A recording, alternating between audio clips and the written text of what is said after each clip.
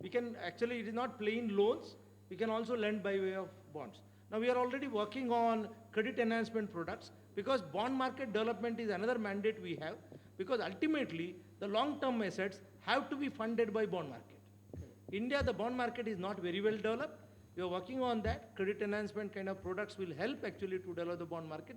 Already we are seeing some traction. NHA Inuit has already done a bond issuance which saw a lot of retail participation. Recently, Delhi-Mumbai corridor also, actually, like, they did a bond issuance. We had a substantial subscription there also, very competitive rates. So bond market is picking up. People are taking interest. Now, again, our time is limited. Since you mentioned logistics, we are targeting a logistic cost of 8%, as you rightly said. There is a lot of discussion whether it is 14 or 20%, somewhere in between the existing cost. Again, look at PM Gati Shakti. Look at the kind of port developments happening. Look at the corridors we are developing. Now, Delhi-Mumbai corridor, which is opening up, I'll tell you, it will speed up the whole thing. It is nothing but the goods movement and reducing the cost.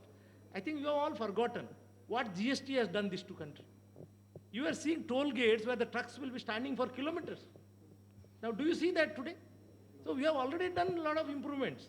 But then I think maybe now this Gati Shakti and other port and highways and corridors, the railway. See, you look at railways, last 5 years, we have spent 4.9 lakh crores on railways. This year budget has made a provision of 2.4 lakh crore for railways. It is almost 50% of, in 1 year, spending what is totally spent in last 5 years. So look at the push, because that's why we see so much of activity around railway, so much of budget allocation. So this is the push which is happening from the government. Ultimately, it will translate into private sector investment. We are waiting for that. Now the government is like taking the heavy burden, heavy lifting, but then ultimately it will translate into private sector investments, which will happen. It may take 1 or 2 years, but it will happen. But the government has really pushed these sectors. So logistic cost is bound to come down. And I think NAFED will play its role in all around this, trying to customize the borrowing requirement of the borrower suitable for the cash flows what they generate, so that they don't have the NPA problem. Thank you. I took long. No problem. Thank you very much. In fact, what you are saying is that NAFED is not only a bank, is also an enabler. I'll have a question on later on from you about the bond market development. Jain Sahab, I will now come to you. I think once I met you, I probably will not remember me in your office in Mumbai. You've been a seasoned banker and has had a very, very good tenure at RBI. So my question is about, because when you are now moving towards a developed country and all kind of foundation work, and somewhere we have even progressed more than foundation work. So the banking and financial system, of course, is one of the important things we should change in line with that. So my question is that there are two models in the world, basically.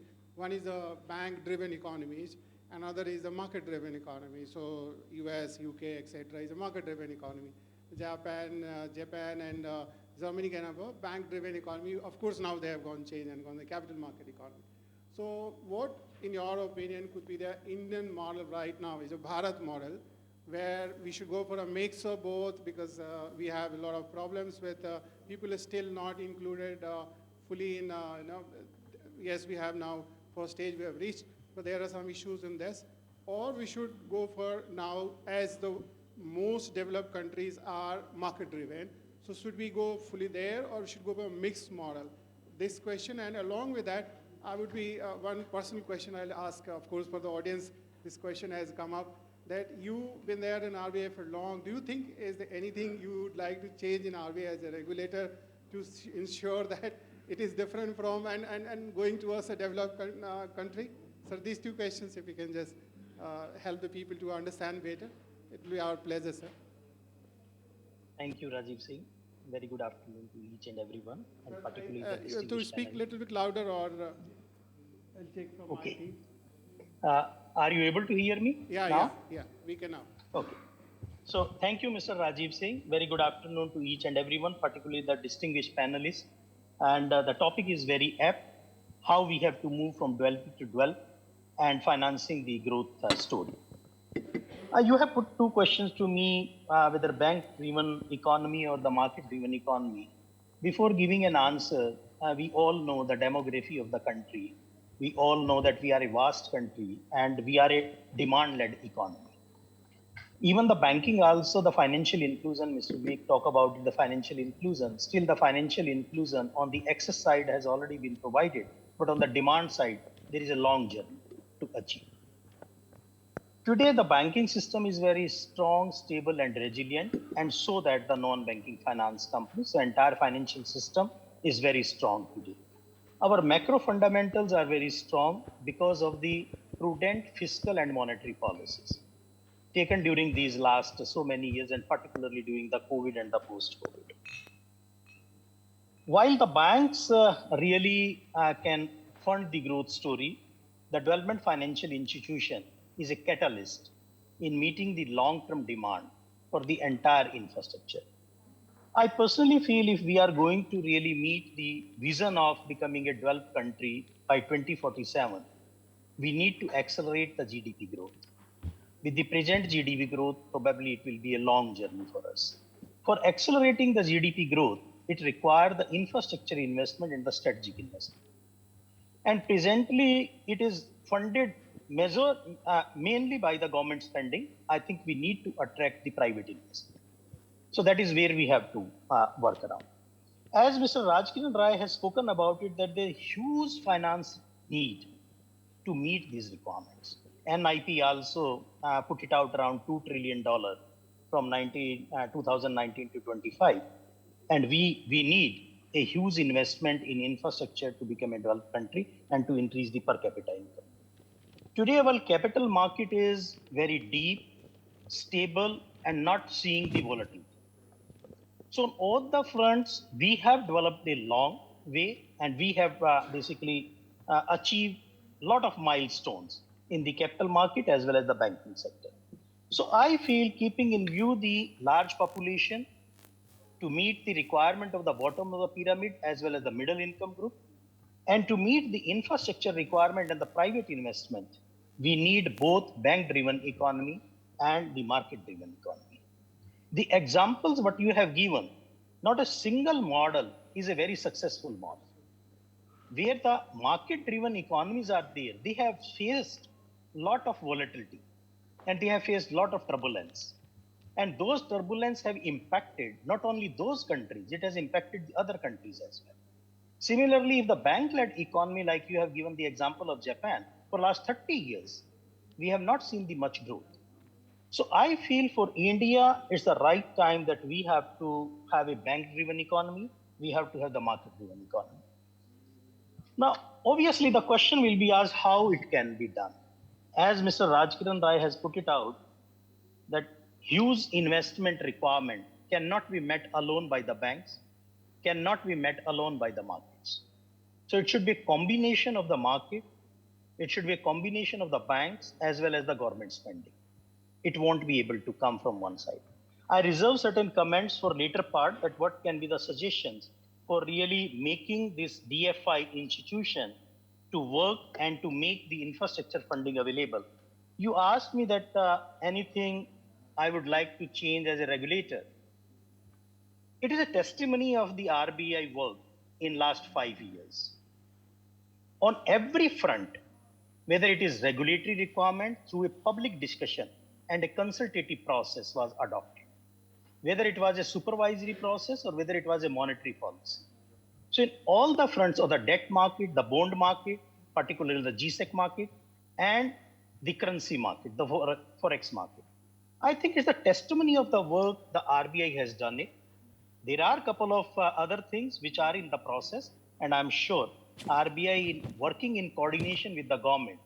And as long as the objective of the government and the RBI is the same, that we have to accelerate the growth in a non-disruptive manner for our economy, then always there will be new areas to develop on, and there will be new regulation which will come.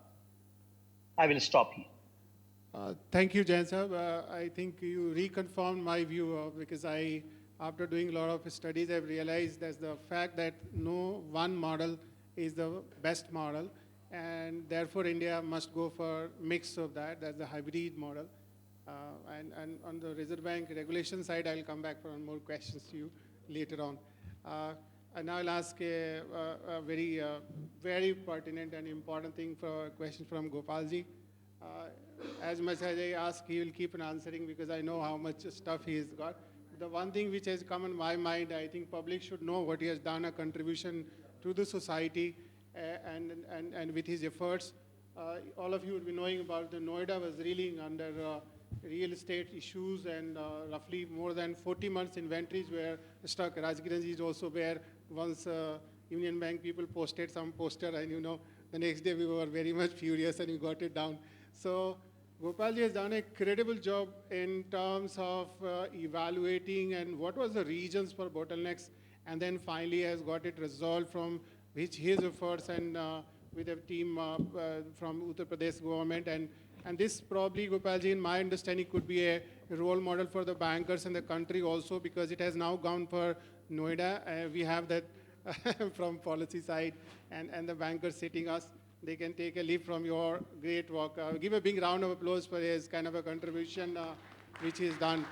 A complete turnaround in the Noida story, which I think 10, 15 days back, almost all newspapers were full of coverage of his contributions. So Gopalji, would you please, for the audience, give a glimpse of what you exactly done and how you done it? It was something is a very, very difficult exercise. Thank you Rajiv ji.